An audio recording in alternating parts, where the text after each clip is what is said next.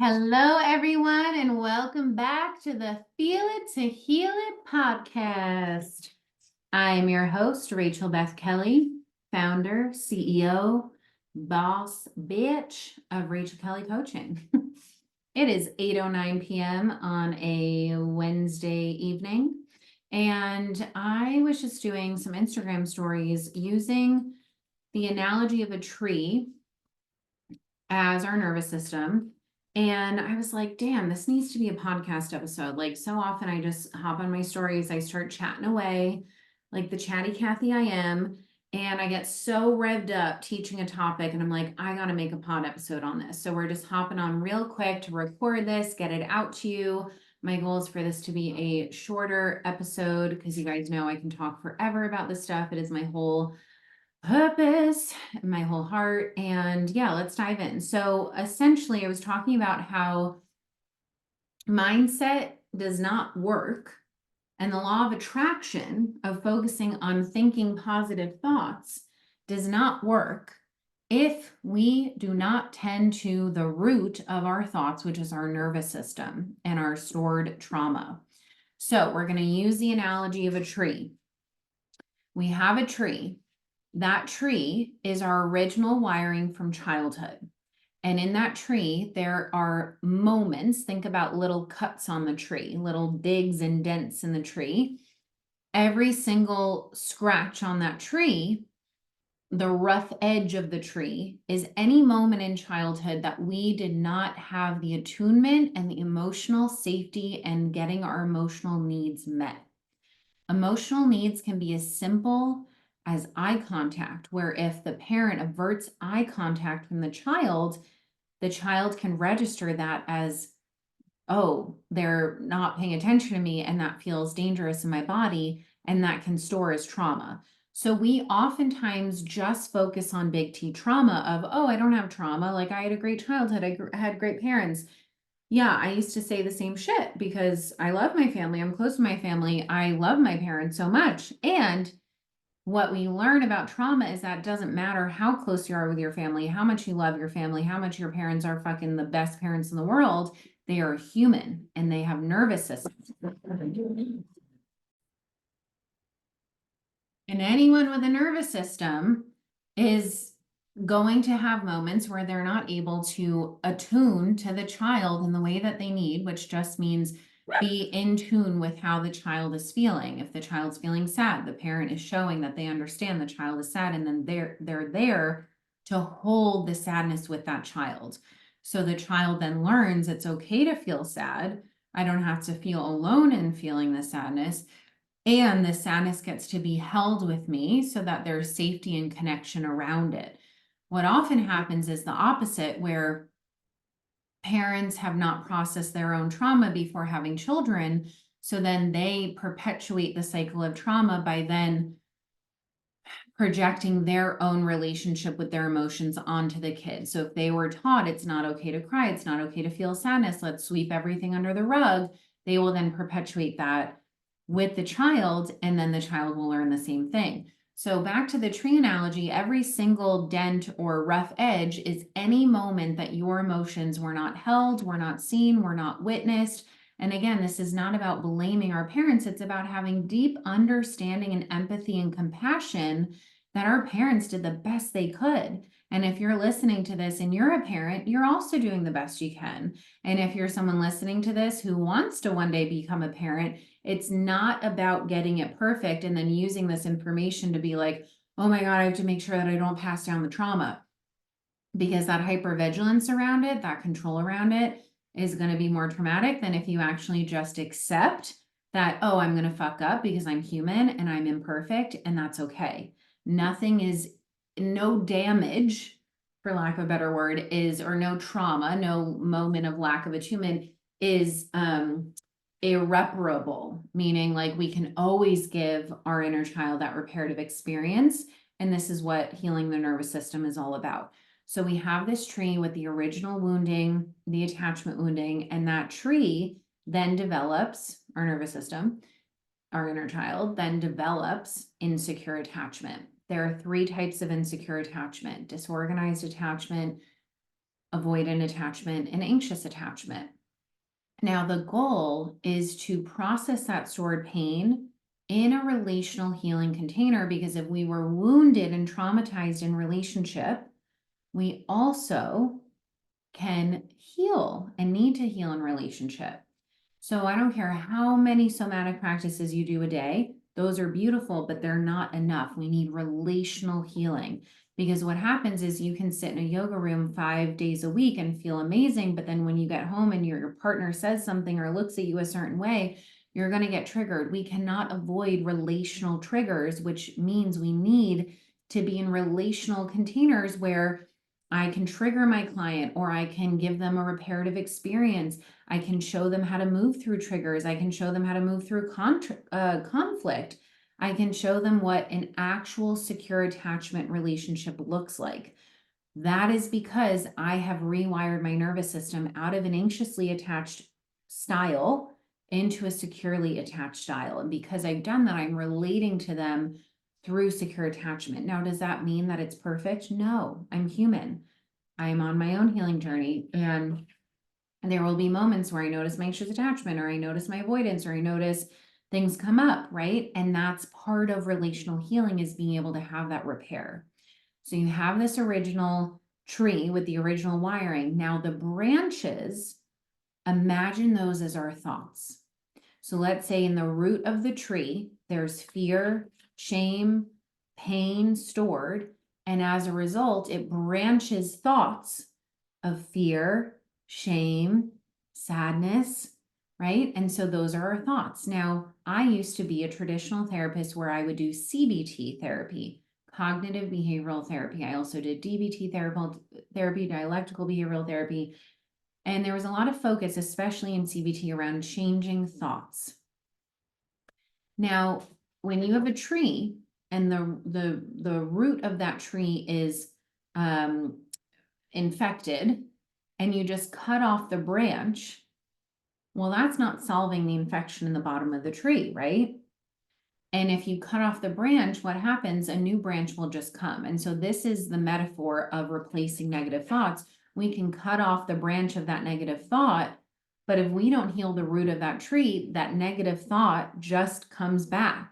And this is what I noticed when I would do CBT with my clients, is it would help temporarily, of like, oh yeah, that new thought feels good, but you have to be able to feel safe to embody that.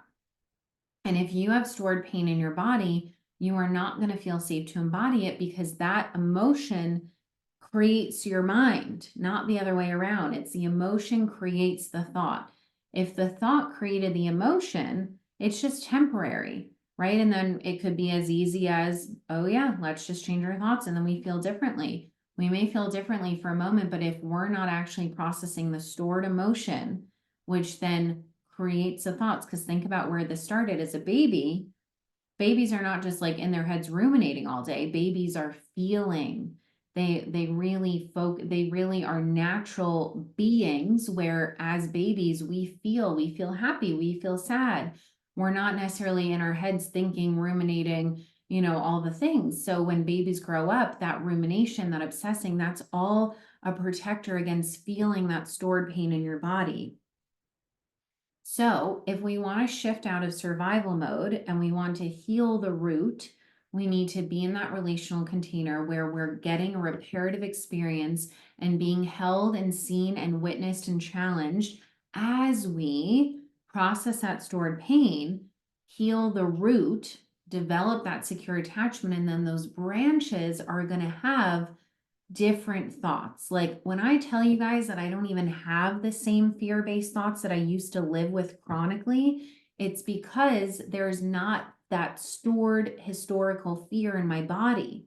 Doesn't mean I never feel fear, but it means that when it comes up, I'm able to relate to it differently. I'm able to move through it, and I'm able to, it's like my nervous system is caught up to the present. When I feel fear, it's because there's present things happening. And those present things, yes, they might be triggering those past things, but then I know, okay, this is just my inner child feeling scared. I can hold her. I can continue to give her that reparative experience. But we don't actually ruminate and obsess and fantasize and control and have all these protectors the way that we normally would when we actually process that stored pain. So rather than just cutting off the branch and growing a new branch and cutting off the branch and growing the new branch, same thing with physical illness. Rather than having physical illness and then Band-Aid, let me just take a pill for it, and then, oh, that's just masking the symptoms, but it's also masking all the other emotions that you want to feel, right? When we take medication for something, whether it's physical illness, mental illness, let me tell you something. There's no such thing as mental illness. It's symptoms of trauma that we then label as mental illness. And then we say, oh, that illness is, well, we just have to live with it. When we change it and reframe it to mental illness is symptoms of the root of trauma, right? Instead of saying, oh, this branch is sick, it's, oh no, the tree, the root of the tree is in survival mode. And so the leaves are blowing like they're in frenetic energy. That's how our nervous systems are, right? So it's not like we're just born with mental illness and it's passed down. Yes, it's passed down, but we have the power to change that. And so when you see severe mental illness, that is a result of severe trauma, of people not feeling safe relationally, of people not being held as babies, as people not having connection, of people not feeling safe to feel their emotions. And it's like, on one hand, it's so simple, right? And on the other hand, we can't minimize how immensely humans are affected by not having those simple things. So it's both simple and complex all at the same time. But if we want to shift the thoughts, we have to start with the emotion creating the thoughts. If you're feeling joy, you're going to have happy thoughts. If you're feeling fear, you're going to have fear-based thoughts. It's not the other way around of, oh, I have this fear-based thought, and then that then creates fear in my body. It's like, well, where do you think the thought comes from? The thought comes from the fear living in your body. Where does the fear living in your body come from? Not feeling safe. Where does not feeling safe come from? Well, we live in a traumatized and addicted world, and we were taught as children that it's not safe to feel certain emotions because those parts of ourselves, those authentic expressions of emotions, were not held because our parents can only meet us as far as they've met themselves. And they were not attuned to, and they were not reinforced as this is okay. Instead, most of us as children were invalidated or gaslit because our parents project their own relationship with their emotions. And so the strongest energy leads, we have to be the one to rewire the root and literally plant the new seed and cut down that old tree and build a whole new one. And that's our nervous system. We can literally rewire it out of survival mode, frenetic, anxiety, depressed energy to, oh, I get to rewire. So it's like this, woo, and then we get to rewire it to be safe and connection, based on safety, connection, expansion, joy, abundance, and safety around fear. Safety, right? It doesn't mean we're never going to feel fear. It means that we then feel safe to feel fear so that we're feeling it in a regulated way, in a safe, grounded way, rather than, oh my God, this fear is taking over. We're able to discern when it's fear of like, oh, I'm actually unsafe versus, oh, I'm just feeling really scared right now. And that's okay. It doesn't actually mean anything's wrong. So if you want to change your thoughts, you have to start with your nervous system. The law of attraction says, if you think positive things, you will attract positive things. The law of correspondence is you attract what you are. So if you are in survival mode, you're going to attract more of that. If you are someone who has processed their trauma and is energetically in this state of safety, and feeling safe to receive, the universe can only give us what we feel safe to receive. I just had a client session where she is receiving so much because she has processed that stored childhood pain. She has tended to little her. She has come back to her power and shifted her energy. And that is why she's feeling safe to receive and feeling safe to trust goodness. We're not meant to be in the healing stage forever. We're meant to heal so that we can then build the internal safety we need to expand. So if you guys are feeling this and you are ready to rewire that root, to rewire your mind, reach out. I have some one-on-one spots open. I have my membership available for weekly live training so you can learn more about this. And let me know how this episode lands. I love using analogies to help our brains get behind how simple this can be. It doesn't mean it's easy, but it is always worth it. So enjoy this episode, share it, tag me on Instagram. Let me know what you thought. And I love you guys so much. Keep breathing, getting into your body, out of your head, into your body, and you will see how your thoughts shift as you do that. Mwah. Love you guys so much, and I will see you on the next episode. Bye.